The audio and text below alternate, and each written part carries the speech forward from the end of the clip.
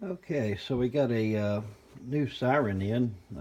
Came from France. It's a German siren. I think it's a fire alarm for a boat, a ship or something. It's Vershoven. Basically says do not, it says remove power before you open this thing up. Risk of explosion, basically. Believe this sucker would have been in the engine room. It's got a little wheel down in there, and it's got one of these 250 volt plugs that I have modified. Just kind of shaved the sides off, but we're going to plug it in. So this is what this little booger sounds like.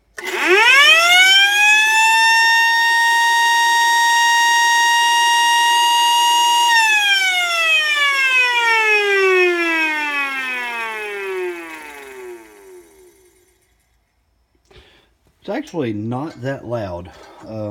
Surprisingly quiet.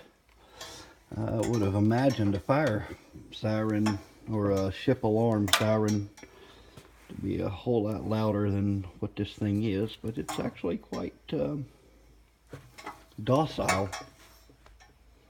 Well, anyway, I haven't seen this one up on the tube yet, so I figured I'd post it. Hope you guys enjoyed it.